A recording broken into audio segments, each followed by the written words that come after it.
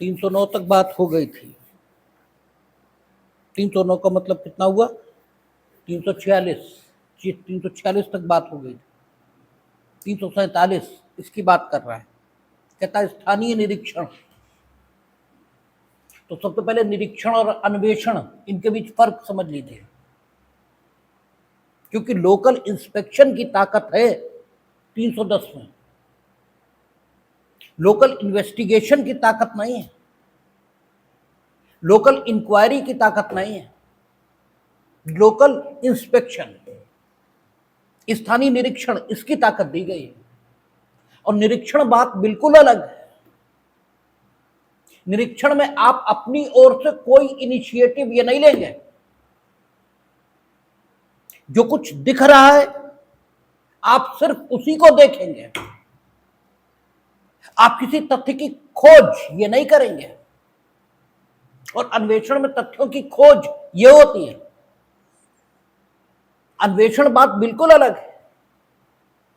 अन्वेषण का मतलब ये हो रहा है कि तथ्यों का संकलन ये किया जाएगा, और अन्वेषण करने की ताकत ये इन्वेस्टिगेटिंग ऑफिसर उसी में है। ये जिस दिन आपको सीआरपीसी बतानी शुरू की गई उसी दिन बात की गई कि किसी भी दशा में न्यायालय को इन्वेस्टिगेशन की ताकत नहीं मिलेगी, न्यायालय इन्वेस्टिगेशन नहीं कर सकता। आप लोगों की मान्यता यही रहती है कि न्यायालय जो चाहे सो कर सकता है, न्यायालय सिर्फ वही करेगा जो कानून उसे अलाउड करेगा, और कानून विधायिका बनाएगी। न्यायालय कोई आदेश विधायिका के लिए पारित कर दे वो भी नहीं कर सकता कि अमुक कानून पास किया जाए। यह आपको कॉन्स्टिट्यूशन ऑफ इंडिया में खूब बताया गया है कि सुप्रीम कोर्ट या हाई कोर्ट ऐसी ताकत किसी को नहीं है कि वो विधायिका को ये बताए कि अमुक कानून पास किया जाए। कौन सा कानून पास किया जाएगा ये विधायिका की इच्छा है। बस सिर्फ इतना देखा जाएगा कि विधायिका की जो इच्छा है वो संविधान संगत है या नहीं है, और वो भी तब देखा जा सकता है जब विधायिका ने अधिनियम पारित कर दिया है। जब तक पारित नहीं किया तब तक कुछ नहीं देख सकते। जब अधिनियम पारित हो जाएगा तब उसकी कॉन्स्टिट्यूशनलिटी, इसको सुप्रीम कोर्ट चेक कर सकता है। और आप ये भी नहीं कह सकते, क्योंकि विधियों को चुनौती देने का ये कोई आधार नहीं है कि विधायिका ने हमसे चिढ़कर या हमारे विरोध में इसलिए कानून बनाया क्योंकि विधायिका में बैठे हुए लोग हमारे, ठीक है, जाति धर्म आदि से नाराज हैं। ये कोई ग्राउंड नहीं है। आप ये बिल्कुल नहीं कह सकते। एक ही चीज देखी जाएगी कि विधायिका संविधान के मुताबिक उस विषय पर विधायन करने में सक्षम है या नहीं है। अगर है तो विधायिका ने किस उद्देश्य से उस अधिनियम को अधिनियमित किया ये इररिलेवेंट है। संविधान सम्मत है, बात खत्म। और न्यायालय ये कोई आदेश विधायिका को नहीं देगा। विधायिका ने ऐसा लिखा कि न्यायालय ये इन्वेस्टिगेशन कभी नहीं करेगा, तो अन्वेषण या इन्वेस्टिगेशन की ताकत कभी नहीं मिलेगी। और आपसे प्री में खूब पूछा जाता है कि 310 में स्थानीय अन्वेषण की ताकत है, स्थानीय जांच की ताकत है, या स्थानीय निरीक्षण की। और तब आप एग्जामिनेशन हॉल की ईंटें गिनते हैं। बिल्कुल क्लियर है कि स्थानीय निरीक्षण की ताकत यह मिली हुई है, स्थानीय अन्वेषण इसकी तो ताकत ही नहीं है। और समस्या यह कि तीनों बातों को आप एक ही समझने की भूल करते हैं। आप तीनों बातों में कोई अंतर ये देखते ही नहीं। आपको निरीक्षण और अन्वेषण एक ही जैसी बात लगती है, जबकि दोनों बिल्कुल डिफरेंट बातें हैं। निरीक्षण में आपकी भूमिका न्यूट्रल है, आप कुछ भी नहीं कर रहे हैं, जो कुछ आपको दिख रहा है बस उसी को देख रहे हैं। और अन्वेषण में आप देखने के लिए खोज रहे हैं। अन्वेषण में आपकी भूमिका एक्टिव है और निरीक्षण में आपकी भूमिका पैसिव है। जो आपको दिखाई दे रहा वो आप देख रहे हैं, और जो आपको नहीं दिखाई दे रहा तो एक्टिवली उसे खोज नहीं रहे।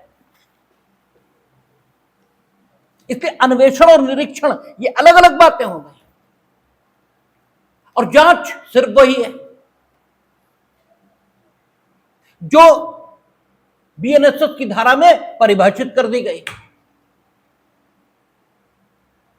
वहां इंक्वायरी इसको डिफाइन कर दिया, तो इंक्वायरी ये हो नहीं सकती, क्योंकि इसका मार्जिनल नोट वही कह रहा है कि स्थानीय निरीक्षण।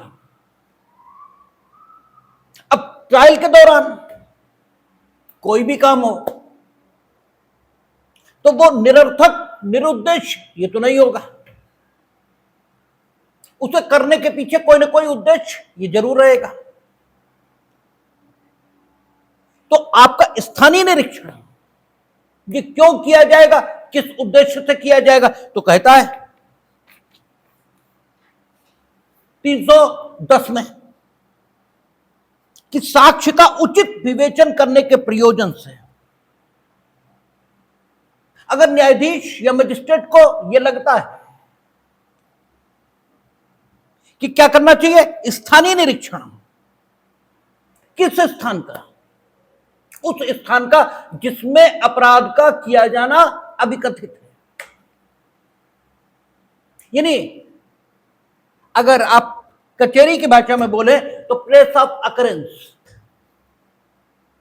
जो प्लेस ऑफ अकरेंस उसका निरीक्षण करने की ताकत न्यायाधीश या मजिस्ट्रेट में है। और यह ताकत किस सूरत की है, ताकत की ही सूरत की है। अगर हाफिल्ड के क्लासिफिकेशन के हिसाब से देखेंगे तो न्यायालय का ये जो अधिकार है ये किस प्रकार का है, क्षमता, ये शक्ति की सूरत का है। और आपको पता है कि शक्ति की सूरत का अधिकार जब किसी को भी मिलता है तो उसके पास विकल्प ये उपलब्ध होते हैं कि वो चाहे इस विकल्प का चुनाव कर ले और चाहे किसी अन्य विकल्प का। तो 310 में ये मैंडेटरी नहीं है, आज्ञापक नहीं है। विधायिका जब विधि के विभिन्न उपबंध ये अधिनियमित करती है तो किसी को आज्ञापक भाषा में लिखती है, किसी को ठीक है निर्देशक सिद्धांत के तौर पर यह वर्णित करती है, और किसी को शक्ति प्रदाता यानी इनेबलिंग प्रोविजन इस रूप में वर्णित करती है, जिसे निर्देशक जो डायरेक्टरी प्रोविजन है वो क्या है, हम लोगों ने सीपीसी पढ़ी थी। वहां क्या कहता है कि 3 से अधिक एडजर्नमेंट किसी को नहीं मिलेंगे, लेकिन निर्देशक सिद्धांत है अगर 3 एग्जॉस्ट हो गए, या सीपीसी में यह कहा धारा 26 में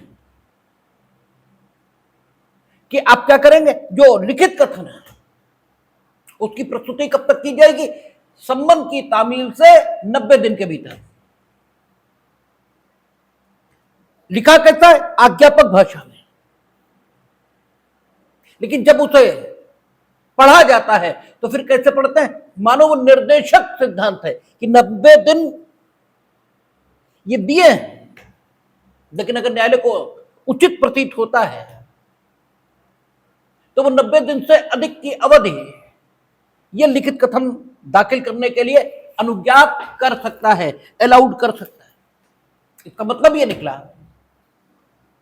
कि विधियों में निर्देशक सिद्धांत अपने में समाहित करने वाले उपबंध वो भी होते हैं, इनेबलिंग प्रोविजन वो भी होते हैं, न्यायालय को सामर्थ्य देते हैं कि वे ऐसा कर सकेंगे, ऐसा कर सकेंगे, और साथ ही आज्ञापक भाषा में कि ऐसा किया जाएगा। जैसे अभी हम लोग देखेंगे आपका 313 या ठीक है, जो अब क्या कहलाएगा 313 के बाद 351 बीएनएसएस में, वहां आज्ञापक प्रावधान है। जब पढ़ेंगे हम लोग 351 सबसेक्शन 2 को, 1 में नहीं, सबसेक्शन 2 में आज्ञापक ढंग का प्रावधान है, आएगा भी देखेंगे। और जो प्रावधान आज्ञापक है तब आपके पास कोई विकल्प नहीं है, आपको वैसा ही करना होगा जैसा कानून कहता है। लेकिन जहां शक्ति प्रदाता है, इनेबलिंग प्रोविजन है, सामर्थ्यकारी उपबंध है, वहां आप चाहो तो वैसा कर लो और चाहो तो वैसा न करो। तो 310 एक सामर्थ्यकारी उपबंध है और इसका प्रयोग अक्सर आप दंड न्यायालयों में, उन न्यायालयों में होता नहीं देखेंगे जहां अपराध का क्या चल रहा है, विचारण चल रहा है। लेकिन कार्यपालक मजिस्ट्रेट के न्यायालय अक्सर उस स्थान पर जाते हैं जिस स्थान पर स्थित, ठीक है, भवन या भूमि या जल, इसके बारे में विवाद होता है, लेकिन वो इस सेक्शन के अंतर्गत नहीं आते हैं। आप कार्यपालक मजिस्ट्रेटों के न्यायालय में जाएंगे तो अक्सर करके वो स्थलीय जांच करने जाएंगे, लेकिन उसकी शक्ति उन्हें कहां मिलती है? सीआरपीसी की धारा कोट कर रहा हूं क्योंकि बीएनएसएस के में याद नहीं है।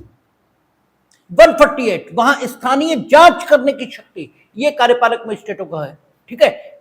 लेकिन वैसी संवर्धित शक्ति 310 में अपराधों का विचारण करने वाले न्यायालयों को भी प्राप्त है, लेकिन सामान्यतः न्यायालय इस शक्ति का उपयोग नहीं करते।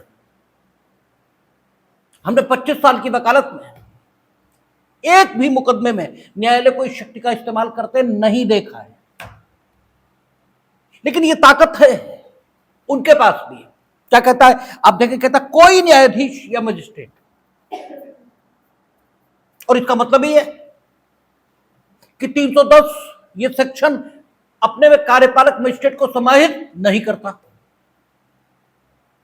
क्योंकि उसने क्या लिखा, न्यायाधीश या मजिस्ट्रेट। और यहां न्यायाधीश इससे अभिप्रेत क्या होगा, सेशन न्यायाधीश, क्योंकि सीआरपीसी या बीएनएसएस ये सिविल मामलों को तो लागू नहीं, जो वहां न्यायाधीश समझ लिया जाए, और यहां न्यायाधीश केवल सेशन न्यायाधीश उसी को कहा जाएगा। बात क्योंकि यहां तो कोर्ट ही दो है, जो तो मजिस्ट्रेट का न्यायालय या सत्र न्यायाधीश उसी का न्यायालय, या कार्यपालक मजिस्ट्रेटों का न्यायालय या उच्च न्यायालय, या विशेष अधिनियमों में ठीक है गठित किए गए न्यायालय। तो न्यायाधीश शब्द उन्हीं के लिए आ रहा है, और मजिस्ट्रेट इसमें कार्यपालक मजिस्ट्रेट नहीं आएंगे। क्यों? क्योंकि लिखा हुआ है कि विदाउट क्वालिफाइंग वर्ड्स, अगर विशेषक शब्दों के बिना कहीं मजिस्ट्रेट शब्द लिखा गया है तो उसका अर्थ न्यायिक मजिस्ट्रेट से लिया जाएगा, कार्यपालक मजिस्ट्रेट से नहीं। इसका मतलब यह निकल आया कि 347 या 310 जो ताकत दे रहा है वो न्यायिक मजिस्ट्रेट यानी जुडिशियल मजिस्ट्रेट और सेशन न्यायाधीश इन्हीं को दे रहा है। कहता कोई न्यायाधीश या मजिस्ट्रेट किसी जांच, विचारण या अन्य कार्यवाही के किसी भी प्रक्रम में पक्षकारों को सम्यक सूचना देने के पश्चात, यानी प्रोसीजर वो भी बता रहा है, प्रक्रिया वो भी बता रहा है, आप पक्षकारों को सम्यक सूचना नहीं, सूचना से पहले क्वालिफाइंग वर्ड लगा है, सम्यक सूचना। इसका मतलब यह है कि आप इतना समय देंगे, इतने समय पूर्व पक्षकारों को सूचना देंगे कि पक्षकार आसानी से उस स्थान में पहुंच सके हैं जिस स्थान पर आप स्थानीय निरीक्षण के लिए जा रहे हो।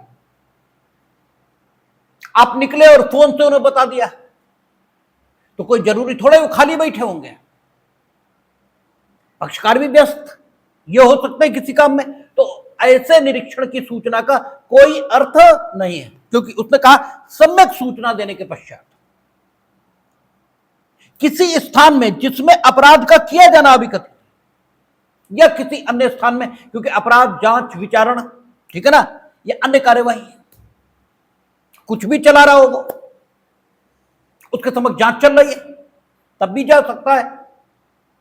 वो जांच जिस बात के संबंध में चल रही है उस बात के संबंध में अपना निष्कर्ष निकालने के लिए अपने को समर्थ बनाने के प्रयोजन से जा सकता है। तो वहां अपराध हो यह आवश्यक नहीं है, इसलिए कहता है जहां अपराध का किया जाना अभिकथित है या किसी अन्य स्थान में जा सकता है और उसका निरीक्षण कर सकता है। करेगा इन शब्दों का प्रयोग नहीं है, कर सकता है, इसका मतलब इनेबलिंग प्रोविजन है, उसे सामर्थ्य कि जाए और निरीक्षण करे, अन्वेषण नहीं, निरीक्षण करे। ये नहीं वहां 4 लोगों को बुलाया और उनके स्टेटमेंट लेने शुरू कर दिए कि तुमने ये होते देखा था, तुमने वो होते देखा था। ये कुछ नहीं करेंगे आप, क्योंकि अगर ये आपने पूछ भी लिया तो आपका ये पूछना किस मूल्य का है? साक्ष्य के पॉइंट ऑफ व्यू से तो किसी मूल्य का है नहीं,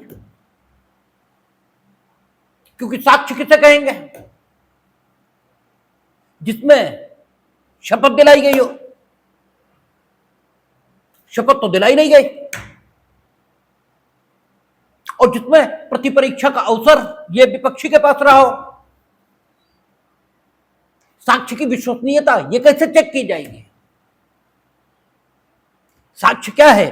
परीक्षा, प्रतिपरीक्षा, और यदि आवश्यक हो तो पुनः परीक्षा। इसके माध्यम से जो प्राप्त तथ्यों के संबंध में जानकारी है और जिसे न्यायालय की अनुमति से या न्यायालय द्वारा अपेक्षा किए जाने पर लिया गया है, वही तो साक्ष्य है। आप इस संबंध में अगर वहां मौजूद लोगों से पूछताछ करेंगे तो चलिए आप ये कह सकते हैं कि न्यायालय द्वारा अपेक्षा किए जाने पर उन्होंने सारी बातें बताई हैं, लेकिन बाकी चीजें जांचाधीन विषय के संबंध में चलो उन्होंने कथन किए, लेकिन क्या शपथ दिलाई गई? क्या साक्षी की प्रतिपरीक्षा का अवसर ये दूसरे पक्ष को प्राप्त था? क्या उसके कथन उसी रीति से अभिलिखित किए गए जिस रीति से साक्षी का साक्ष्य अभिलिखित किया जाना साक्ष्य के अभिलेखन संबंधी अध्याय अपेक्षित करता है? भाई साक्ष्य के अभिलेखन का तरीका यह लिखा हुआ है, कोई मनमर्जी तो चल नहीं रही, और अभिलेखन के पश्चात जो कार्यवाही होनी चाहिए वो सब की आपने, और यदि नहीं तो ये साक्ष्य का भाग ये तो हो नहीं सकता, और जब ये साक्ष्य का भाग नहीं हो सकता तो अगर जानकारी अभियुक्त के खिलाफ आई तो आपके मन में एक पूर्वाग्रह है, ये तो अभियुक्त के प्रति निर्मित होगा। उस पूर्वाग्रह के कारण अभियुक्त विपरीत रूप से प्रभावित हो जाए इसकी आशंका बनी रहेगी। इसलिए लिखा गया कि आप क्या करेंगे? निरीक्षण कर सकता है, आप निरीक्षण करिए। और निरीक्षण किस प्रयोजन से? तो कहता निरीक्षण कर सकता है जिसके बारे में उसकी राय है कि उसका अवलोकन ऐसी जांच या विचारण में दिए गए साक्ष्य का उचित विवेचन करने के प्रयोजन से आवश्यक है। यानी हर मामले में आप जाएंगे भी नहीं देखने, हर मामले में जाना अलाउड भी नहीं है। अगर किसी पर्टिकुलर मामले में आपको ऐसा लगता है कि जो साक्ष्य आया इसे अगर हम मौका देख लें, यानी प्लेस ऑफ अकरेंस को देख लें, तो ज्यादा अच्छी तरीके से मूल्यांकित कर पाएंगे। क्योंकि साक्षियों का कथन यह है कि जिस समय घटना हुई उस समय खेत में गन्ना था और गन्ने की फसल एक निश्चित ऊंचाई तक आ चुकी थी और हमने गन्ने के पीछे से घटना होते देखी थी। अब यह भी हो सकता है कि गन्ना इतनी ऊंचाई तक हो कि गन्ने के पीछे से देख पाना असंभव हो, और यह भी हो सकता है कि गन्ना उतनी ऊंचाई तक न हो। और जिस समय साक्ष्य के मूल्यांकन का अवसर आया है, बाई चांस उस समय भी गन्ने की फसल उन खेतों में मौजूद है, क्योंकि जिन खेतों में गन्ने की फसल होती लोग गन्ना ही करते हैं हमेशा, और बाई चांस बिल्कुल ठीक स्थितियां वही हैं, तो साक्ष्य का समुचित विवेचन हो सकता है अगर मौका देख लिया जाए। यह हमने एक जस्ट एग्जांपल दिया, कोई जरूरी नहीं है कि आप इसको ऐसा लागू कर दो, ठीक है ना। जब कभी ऐसी दशाएं हों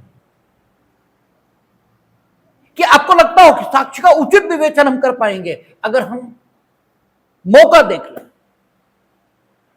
तो आप स्थानीय निरीक्षण कर सकते हैं। सामान्यतः स्थानीय निरीक्षण करने की आपको आवश्यकता नहीं होनी चाहिए और न होती है। आप देखते हैं कचहरी में 25 साल में तो हमने कोई मुकदमा देखा नहीं जिनमें कोई न्यायाधीश या मजिस्ट्रेट स्थानीय निरीक्षण करने गया हो। हां, कोई ऐसा मामला है जिसमें साक्ष्य का समुचित विवेचन करने के लिए मौका देख लिया जाना जरूरी है तो कर भी लेंगे। अब ऐसा तो होगा नहीं कि जब ऐसा मामला आएगा उसी समय प्रक्रिया बना लेंगे, प्रक्रिया को तो पहले से बनाकर रखना ही होगा, तो प्रक्रिया में प्रावधान मौजूद है। अब जब आप स्थानीय निरीक्षण करेंगे तो अगर उसका कोई मेमोरेंडम शब्द कहां से आ रहा, मेमोरी से, उसका रूट क्या है, मेमोरी। उसका कोई मेमोरेंडम अगर तैयार ना किया जाए तो कोई न्यायाधीश या मजिस्ट्रेट इतनी अच्छी याददाश्त का नहीं हो सकता कि वो स्थानीय निरीक्षण में देखी गई चीजों को सच याद रख पाए। उन रिलेवेंट पॉइंट्स को, उन सुसंगत बिंदुओं को जो साक्ष्य का समुचित विवेचन करने के लिए जरूरी थी, ये जरूरी है, उन सबको वो याद रख पाए, ये जरूरी नहीं है। और फिर यह भी जरूरी नहीं है कि स्थानीय निरीक्षण जो जज किसी मामले में कर लेगा या जो मजिस्ट्रेट जिस मामले में कर लेगा उसे ईश्वर के यहां से छुट्टी मिल जाएगी कि जब तक वो उस मामले को डिसाइड नहीं कर देगा तब तक मरेगा नहीं। ये भी नहीं लिखा है। वो ट्रांसफर नहीं होगा तब तक उच्चतम न्यायालय और उच्च न्यायालय की ट्रांसफर संबंधी शक्तियां की रोक दी जाएंगी, ऐसा भी नहीं लिखा है। वो कोई ऐसी गलती नहीं करेगा जिससे उसे नौकरी से निकाल दिया जाए, ये भी नहीं लिखा है। ये सारी कंटिजेंसीज मौजूद हैं, ये सारी आकस्मिकताएं मौजूद हैं। अब ऐसी दशा में अगर वो ज्ञापन तैयार नहीं करेगा तो अगला न्यायाधीश मजिस्ट्रेट आए वो फिर वही प्रक्रिया अपनाए, इसका कोई औचित्य दिखाई नहीं देता। इसलिए सेक्शन इस बात को मैंडेटरी करता है कि अगर आपने स्थानीय निरीक्षण किया तो आप सुसंगत बातों का एक ज्ञापन ये तैयार करेंगे और उस ज्ञापन की प्रति दोनों पक्षों को दी जाएगी और वो अभिलेख का भाग होगा। जब अभिलेख का भाग हो जाएगा तो कोई आए, वो तो रिकॉर्ड का पार्ट हो ही गया। अब कोई आएगा वो उसको इवेल्युएट करेगा, कहता है उसका अवलोकन ऐसी जांच विचार में दिए गए साक्ष्य का उचित विवेचन करने के लिए आवश्यक है और ऐसे निरीक्षण में देखे गए किन्हीं सुसंगत तथ्यों का ज्ञापन अनावश्यक विलंब के बिना लेखबद्ध करेगा। सेक्शन ये भी कह रहा है कि you will not cast delay, आप अनावश्यक विलंब ये नहीं करेंगे। आवश्यक विलंब वो तो होगा ही होगा, हम तो कई बार कह चुके कि आवश्यक विलंब विलंब की श्रेणी में थोड़ी है, जो आवश्यक है वो विलंब थोड़ी है। उसे तो आप भाषा की मजबूरी के कारण विलंब कह रहे हो, क्योंकि अन्य कोई शब्द उसके लिए है ही नहीं, इसलिए उस विलंब से पहले अनावश्यक शब्द लगा दिया, अनावश्यक विशेषण लगा दिया कि अनावश्यक विलंब के बिना लेखबद्ध करेगा। और सब सेक्शन 2 कहता है ऐसा ज्ञापन मामले के अभिलेख का भाग होगा। अगर ये नहीं लिखेगा तो वो कहेंगे ज्ञापन हमारा, हम अपने घर लिए जा रहे हैं, हमने तैयार किया, हम तो लेके जा रहे हैं। तो ऐसा ज्ञापन क्या होगा?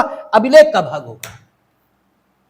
और यदि अभियोजक, परिवादी या अभियुक्त, परिवादी इसलिए क्योंकि मामला पुलिस रिपोर्ट से अन्यथा यह भी संशयित हो सकता है, ठीक है, या मामले का कोई अन्य पक्षकार ऐसा चाहे तो उसे ज्ञापन की प्रतिलिपि निःशुल्क दी जाएगी। अब एक सवाल बचता है कि क्या इस सेक्शन में वर्णित शक्ति का उपयोग न्यायाधीश या मजिस्ट्रेट के द्वारा साक्ष्य का अभिलेखन समाप्त हो जाने के उपरांत ही किया जाना चाहिए या साक्ष्य के अभिलेखन से पूर्व भी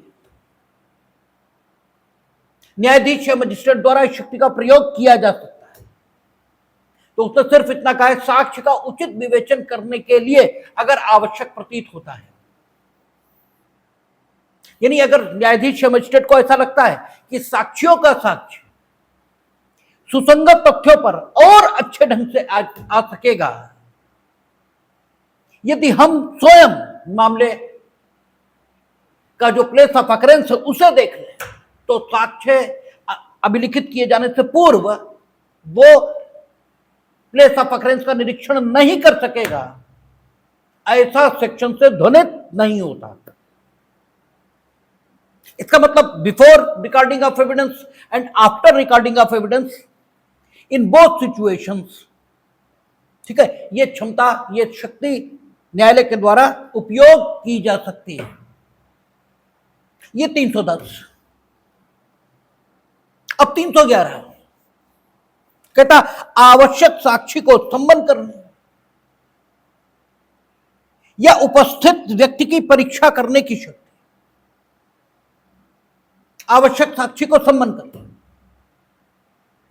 अब 311 ये कह रही आवश्यक साक्षी को सम्मन करने या उपस्थित साक्षी की परीक्षा करने की। और आप पीछे ट्रायल्स पढ़ के आए, वहां अभियोजन का साक्ष्य और प्रतिरक्षा का साक्ष्य के संबंध में आपने पढ़ा, और वहां ये ताकत दोनों पक्षों को दी गई है कि अगर वे न्यायालय की सहायता चाहते हैं अपने साक्षियों को उपस्थित करने के लिए, तो वे उसी स्तर पर न्यायालय की सहायता ये हासिल कर सकते हैं। इसका मतलब यह हुए कि उन सेक्शन से अलग हटकर 311 की ताकत ये वर्णित की गई है। 311 या 348 कह लीजिए, इसका मतलब ये एडिशनल है, उस ताकत के अलावा है। तो इससे सीधा सा मतलब निकलता है कि 311 की ताकत का उपयोग तब तक नहीं हो सकता जब तक कि पूर्व में अभियोजन या प्रतिरक्षा के साक्षी परीक्षित न किए जा चुके हैं। ठीक है ना?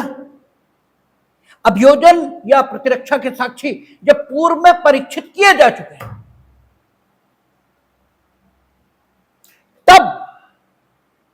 यदि दोबारा उन्हें बुलाने की जरूरत पड़ जाए तो वो सेक्शन काम नहीं आ सकते। ठीक है ना। जो विचारण के दौरान शक्ति दे रहे थे किसे, अभियोजन और बचाव पक्ष को, कि वे अपने साक्ष्यों की परीक्षा करवाने के लिए, अपने पक्ष में साक्ष्य के प्रस्तुतिकरण के लिए यदि साक्ष्यों की उपस्थिति न्यायालय की सहायता से चाहते हैं तो न्यायालय उन्हें सहायता प्रदान करेगा। वहां कर दी उसने। लेकिन आदमी से गलती नहीं होगी इसकी कोई गारंटी नहीं है। आदमी से कभी भी गलती हो सकती है। जितना जो कुछ होना चाहिए था, किसी साक्षी से प्रूव कराना चाहिए था, वो नहीं हुआ। देखिए, आपने जानबूझकर छोड़ दिया, ये अलग स्थिति है। ठीक है ना। या जिस समय साक्षी आया उस समय आपकी उपेक्षा के कारण कुछ प्रश्न उससे नहीं पूछे जा सके जो साक्ष्य में पूछे जाने जरूरी थे, आपकी उपेक्षा के कारण, तब बात दूसरी है। लेकिन आपने जानबूझकर अभियुक्त को बचाने के पॉइंट ऑफ व्यू से, अभियुक्त को बचाने के पॉइंट ऑफ व्यू से मीनिंग दरवाए अभियुक्त से दुरभिसंधि करके, ठीक है, अभियोजक के दायित्व का निर्वहन न करते हुए किसी साक्षी से वे प्रश्न नहीं किए जिनके उत्तर में सुसंगत साक्ष्य अभियुक्त के अपराध को साबित करने के लिए प्राप्त हो जाता। ये बिल्कुल अलग दशा है, ये बिल्कुल अलग दशा है। दूसरी स्थिति, बचाव पक्ष के वकील ने प्रतिरक्षा की, लेकिन उसे जिस तरह के और जितने सवाल जिन सुसंगत बातों के संबंध में पूछने चाहिए थे उनमें कुछ नहीं पूछा। ठीक है। और इसलिए नहीं पूछा कि एलिजिबिलिटी, योग्यता ही नहीं थी। अब नए वकील साहब आ गए तो सिर्फ इसलिए अभियुक्त को दंडित नहीं हो जाना चाहिए कि पूर्व में उसने एक अयोग्य अधिवक्ता का चुनाव कर लिया। अब ऐसी दशा में साक्षी फिर से चाहिए, तो जब साक्षी फिर से चाहिए तो फिर से बुला सकेंगे। ऐसा विचारण में जो उपबंध साक्षियों को आहूत करने के लिए बनाए गए हैं उनमें नहीं लिखा है, दोबारा नहीं बुला सकते आप उनको, जबकि दोबारा जरूरत हो रही है। क्योंकि जस्ट डिसीजन ये होना चाहिए। प्रक्रिया का उद्देश्य क्या है? Just decision. जस्ट डिसीजन का मतलब ये नहीं तुरंत निर्णय, क्योंकि जस्ट डिसीजन का मतलब न्यायपूर्ण निस्तारण। मुकदमे का निस्तारण नहीं करना है, मुकदमे का न्यायपूर्ण निस्तारण करना है।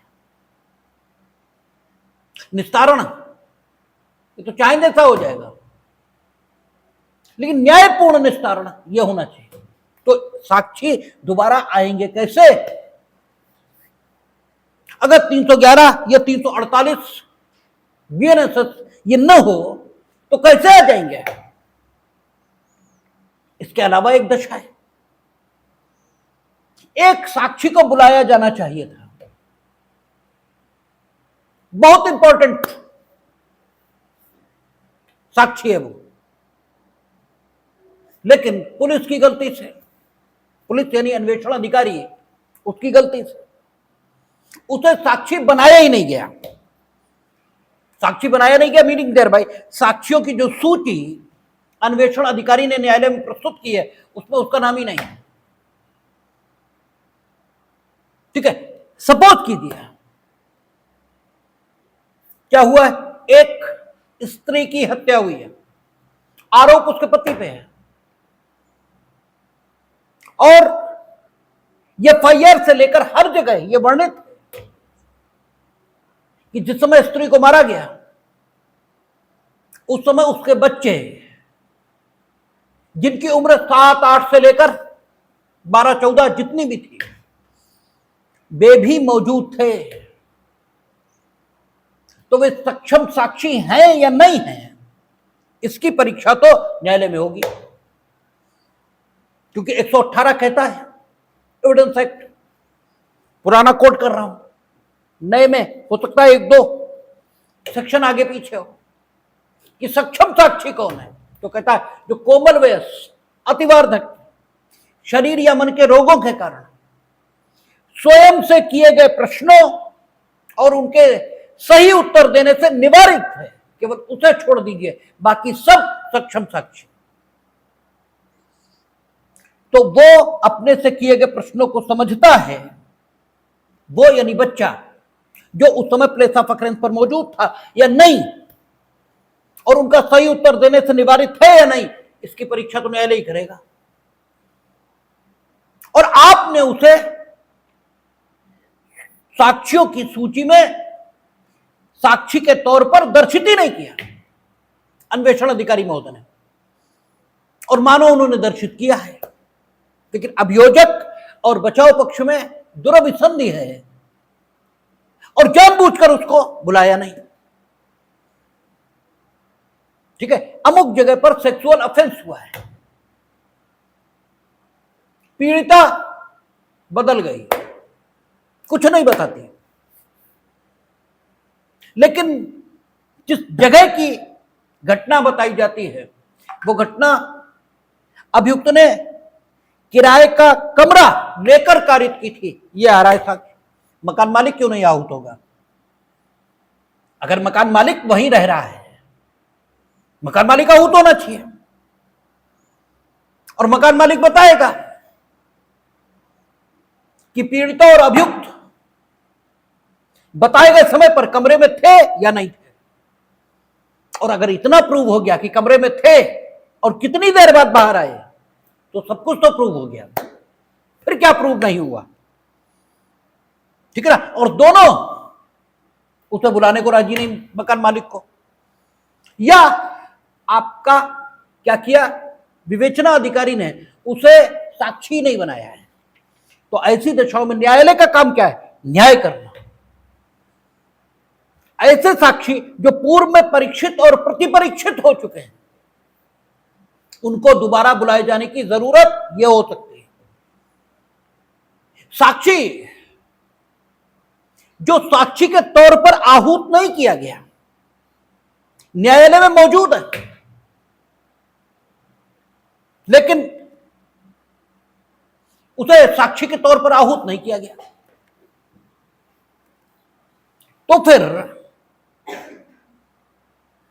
अगर उसका साक्ष्य आवश्यक है, तो साक्षी के तौर पर सिर्फ आहूत नहीं किया गया, इसी कारण से उसका साक्ष्य न लिख पाए, ये तो कोई बात ही नहीं हुई। ठीक है ना? तो इन सब बातों को मद्देनजर रखते हुए 311 जैसा सेक्शन बनाया गया है, और 311 दो पार्ट में है, दो पार्ट्स में है। अगर अभियोजन या बचाव, इन दोनों में से किसी को जरूरत है कि कोई ऐसा साक्षी जिसकी परीक्षा, प्रतिपरीक्षा, पुनः परीक्षा हो चुकी है, ठीक है ना,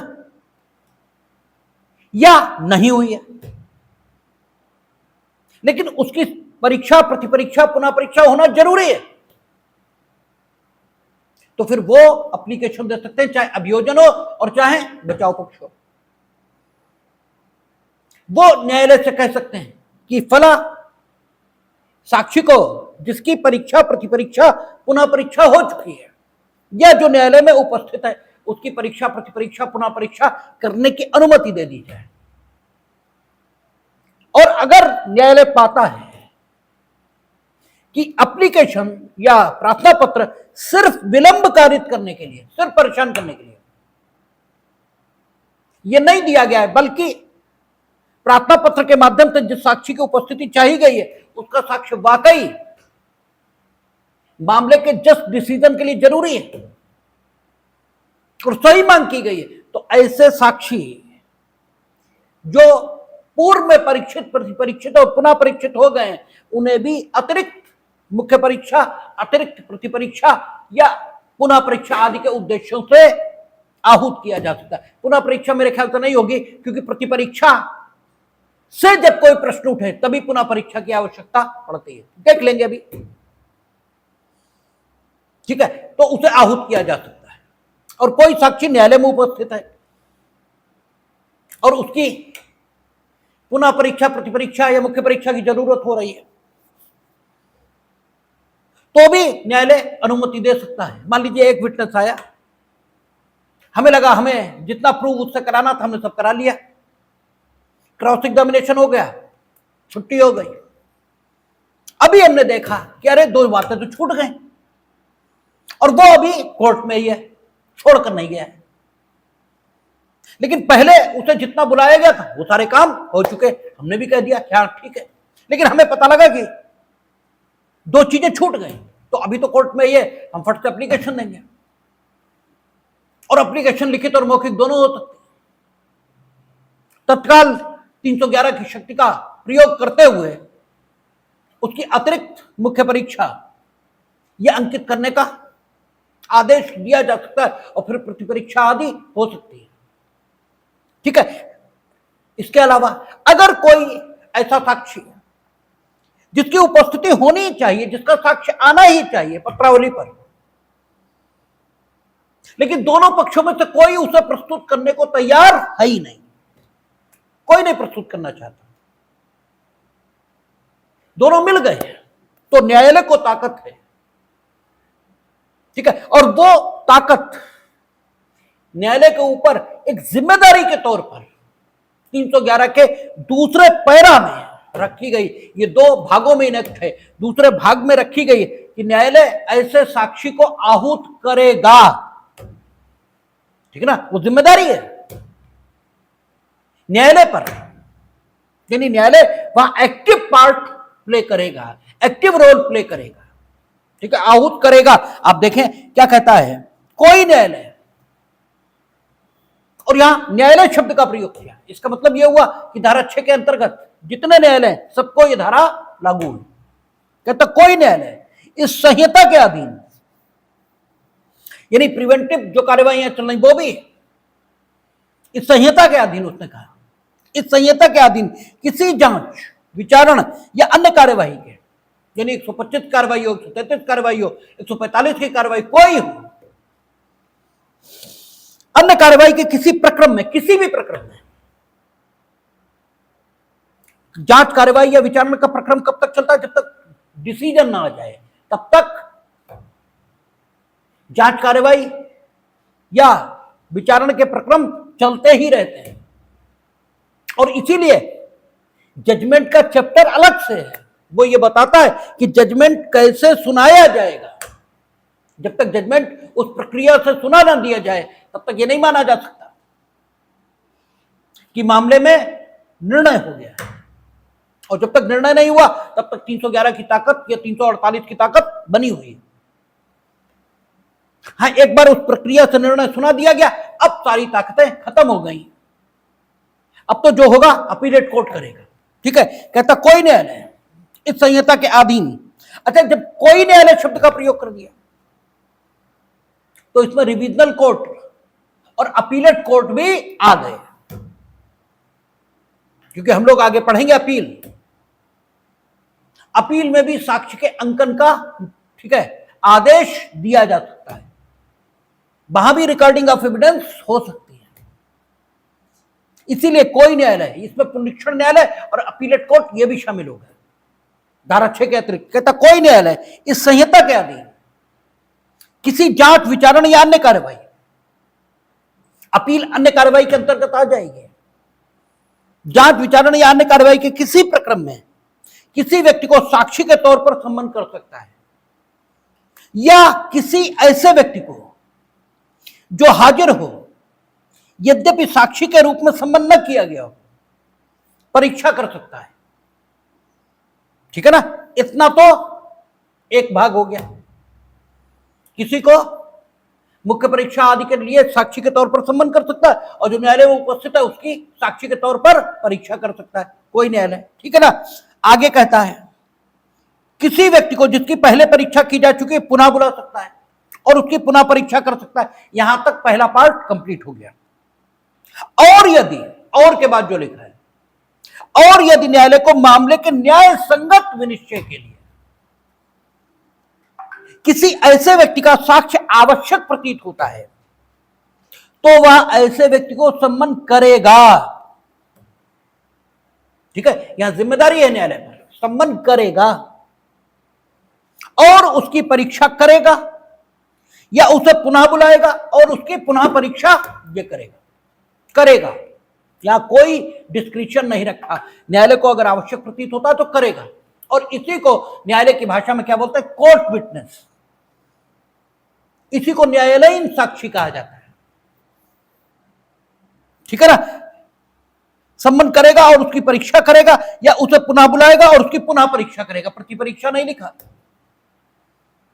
ठीक है, उसने क्या कहा, न्याय संगत विनिश्चय के लिए किसी ऐसे व्यक्ति का साक्ष्य आवश्यक प्रतीत होता है तो वह ऐसे व्यक्ति को सम्मन करेगा और उसकी परीक्षा करेगा या पुनः बुलाएगा और उसकी पुनः परीक्षा करेगा। ठीक है, उसने ये नहीं लिखा प्रति परीक्षा, इसलिए कोर्ट विटनेस से क्रॉस एग्जामिनेशन किसी का हक नहीं होता, क्योंकि क्रॉस एग्जामिनेशन प्रतिपक्षी का हक है। क्रॉस एग्जामिनेशन किसका हक है, विपक्षी का। जिस पक्षकार ने बुलाया उसका जो विपक्षी है उसे प्रतिपरीक्षा का हक होता है। न्यायालय कोई पक्ष नहीं है, इसलिए उसने जिसको बुला लिया उसकी प्रतिपरीक्षा करने का हक दोनों पक्षों में से किसी को नहीं होता। यद्यपि दोनों को प्रतिपरीक्षा का अवसर न्यायालय उपलब्ध करा देता है, क्योंकि न्यायालय एक निष्पक्ष अभिकरण है। दोनों को उसकी प्रतिपरीक्षा करने का हक या अवसर यह न्यायालय उपलब्ध करा देता है। लेकिन विधायिका ऐसा कुछ भी अधिनियमित नहीं कर रही। ठीक है, तो ये आपका 311। अब 311A जो पहले थी, और अब कितनी हो गई आपका 349। कहता नमूना हस्ताक्षर या हस्तलेख देने के लिए किसी व्यक्ति को आदेश देने की मजिस्ट्रेट की शक्ति, यह ताकत सत्र न्यायाधीश को नहीं है, इस सेक्शन में नहीं है और देने की जरूरत भी नहीं,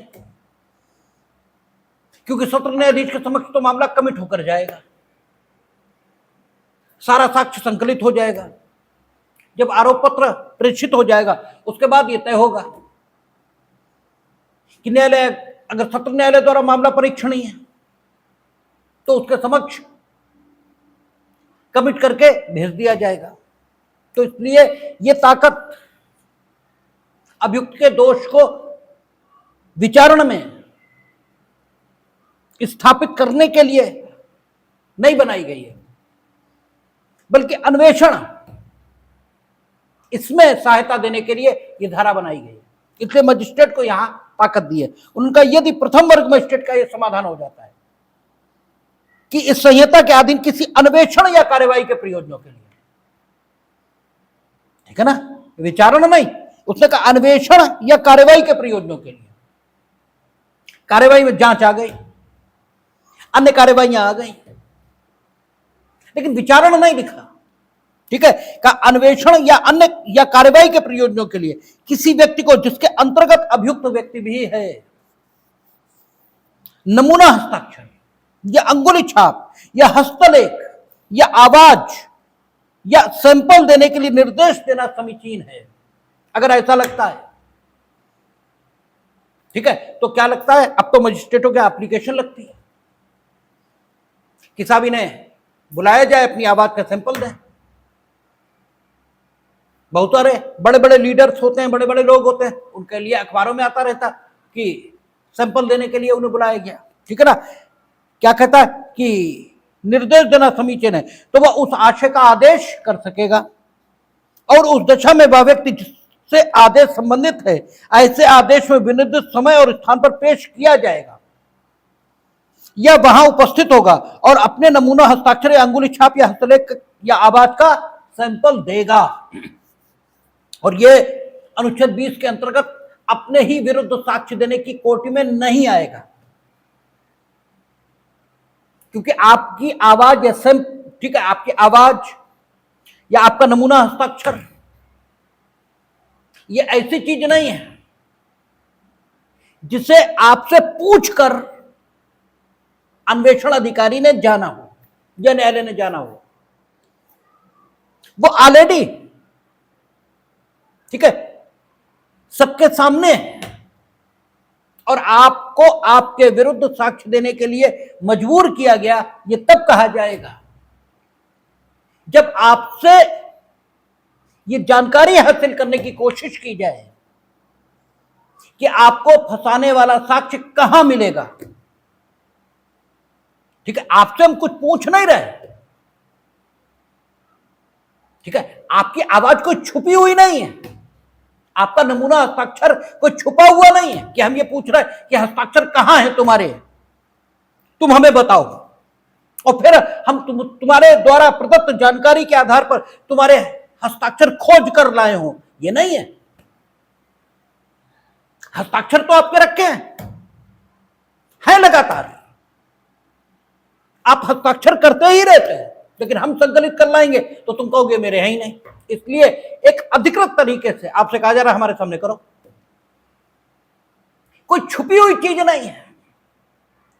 ऐसा नहीं है कि तुमसे प्राप्त जानकारी के आधार पर हम उसे हस्ताक्षर को या तुम्हारी आवाज के सैंपल को खोज रहे हो, तब ये 20(3) से बाढ़ कर जाएगा। अदरवाइज ये 20(3) से बाढ़ नहीं करता। और ऐसा ही काठी कालू ओगड़ उस मुकदमे में, और वो सिल्विया इल्विया वाला जन कौन सा मुकदमा है उसमें, इन सब में यही डिसाइड हुआ है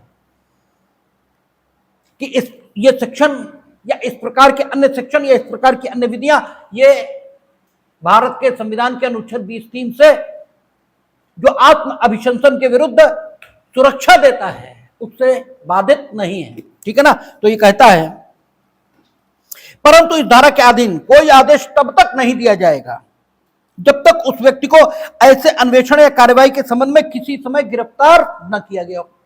यानी गिरफ्तारी कब होगी? जोगिंदर सिंह, ठीक है, के मामले के बाद। Joginder Singh versus state of Uttar Pradesh हम लोग पढ़ेंगे, अनुच्छेद 21 तब आएगा कि गिरफ्तारी तभी होगी जब क्या होगा, परिवार का औचित्य, इत्तिला की विश्वसनीयता, ठीक है, यह संदेह की युक्ति संगतता स्थापित कर देने वाला साक्ष्य मिल चुका होगा और गिरफ्तारी आवश्यक मानी गई होगी, तभी गिरफ्तारी हुई होगी, उससे पहले नहीं हो सकती। तो प्राइमा फेसी जब आपके पास एविडेंस आपके विरुद्ध कलेक्ट हो गया, देन आपको जमानत मिल गई या नहीं मिली, इससे कोई फर्क नहीं पड़ता। आप किसी समय गिरफ्तार किए जा चुके हैं, भले ही आज की डेट पर आप अभिरक्षा में नहीं भी हैं, तो भी आपको अपना नमूना हस्ताक्षर या आवाज का सैंपल देने के लिए कहा जा सकता है। लेकिन अगर गिरफ्तारी नहीं हुए तो आपको नमूना हस्ताक्षर या आवाज का सैंपल देने के लिए नहीं कहा जाएगा। ठीक है, परंतु यह और कि मजिस्ट्रेट ऐसे कारणों से जो अभिलिखित किए जाए किसी अन्य व्यक्ति को गिरफ्तार किए बिना ऐसा नमूना या सैंपल देने के लिए आदेश कर सकेगा। अभियुक्त को छोड़ दीजिए, ठीक है, अभियुक्त उससे नमूना हस्ताक्षर देने के लिए भी कहा जा सकता है और आवाज का सैंपल देने के लिए भी कहा जा सकता है, किसी अन्य से भी कहा जा सकता है। ठीक है ना, किसी अन्य से भी कहा जा सकता है कि आप अपनी आवाज का सैंपल दीजिए, ठीक है, बचाव के प्रयोजनों के लिए। उसके ऊपर अभियुक्त पर आरोप कि उसने आपके घर पर अत्याचार किया, लेकिन अगर यह तय हो जाए कि आपने बुलाया था तो अत्याचार काहे का किया? तब वो कौन हुआ? इनवाइटी गेस्ट, आप ही ने बुलाया। अब आप कहते हैं अत्याचार किया, तो आपने उसे बुलाया था, अगर उसने आपकी आवाज को रिकॉर्ड कर रखा है, ठीक है ना, तो उस आवाज के सैंपल का मेल होना चाहिए आपकी अधिकृत आवाज से। आप अन्य व्यक्ति की श्रेणी में हैं, आप अभियुक्त की श्रेणी में नहीं हैं। तो नमूना हस्ताक्षर या आवाज का सैंपल अन्य व्यक्ति इसे देने के लिए भी आदेशित किया जा सकता है। अब अगर हम ये रखेंगे कि गिरफ्तारी किसी न किसी समय हुई हो, तो इस अन्य व्यक्ति की गिरफ्तारी तो कभी होगी नहीं, क्योंकि अभियुक्त तो ही नहीं।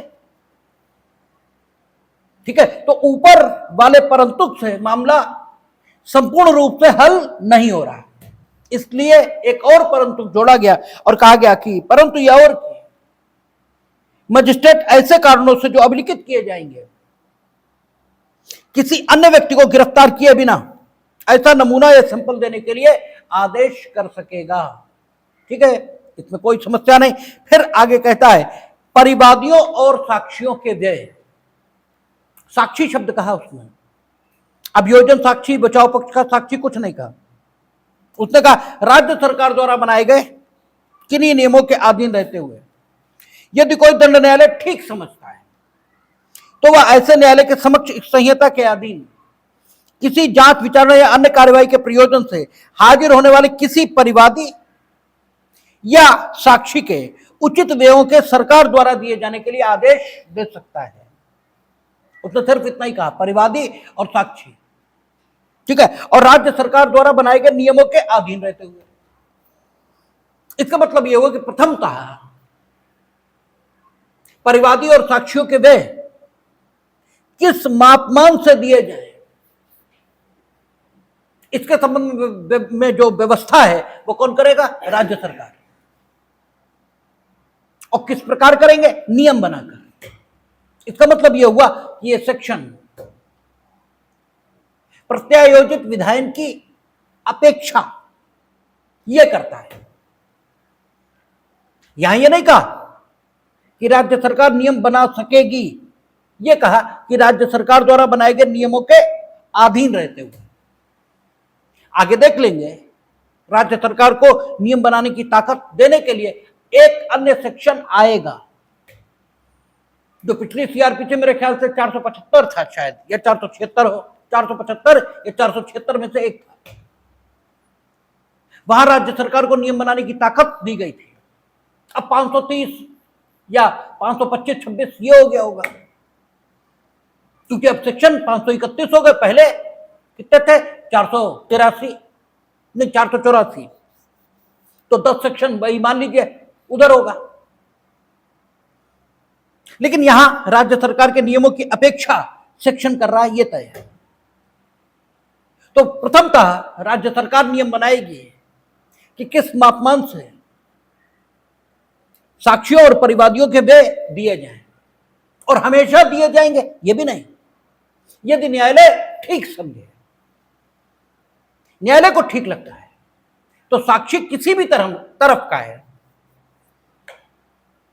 ठीक है, चाहे वो बचाव पक्ष का है चाहे अभियोजन का है, क्योंकि हमने पहले भी कहा दोनों ही राज्य के नागरिक हैं और दोनों को न्याय देना ये राज्य का ही काम है। तो अगर बचाव पक्ष का साक्षी है और उसका खर्च उठाने में अभियुक्त असमर्थ है, तो राज्य सरकार के खर्च पर उस साक्षी को उपस्थित किया जाएगा और उसके साक्ष्य के आधार पर निर्णय किया जाएगा। साक्षी को कितना व्यय दिया जाए, क्योंकि वो तो बता देंगे हमें 10,000 रुपए। जब इनकम टैक्स देना होगा तो बताएंगे कि हमारी इनकम तो 2 रुपए पर डे की है, और जो व्यय लेना होगा तो बताएंगे 1 लाख रुपए तो पर डे पैदा करते हैं। तो राज्य सरकार तय करेगी कि इतना दिया जाएगा, तो प्रथमतः उससे। और अगर राज्य सरकार ने कोई नियम नहीं बनाए तो न्यायालय जितना उचित समझे उतना व्यय दिलाया जा सकेगा, और ये परिवादी को भी दिलाया जा सकेगा और ये साक्षियों को भी दिलाया जा सकेगा, बिना इस बात की परवाह किए कि साक्षी किस पक्ष के पक्ष में है, साक्ष्य देने के लिए उपस्थित होना चाहता है, इस बात की कोई परवाह नहीं की जाएगी। क्योंकि न्यायालय का काम न्याय करना है, उसका काम यह नहीं देखना नहीं है कि अभियोजन को फायदा हो रहा या बचाव पक्ष को, इससे कोई मतलब नहीं। तो यह बात 312 तक हुई। कल हम लोग अभियुक्त की परीक्षा आदि पर बात करेंगे, देखेंगे।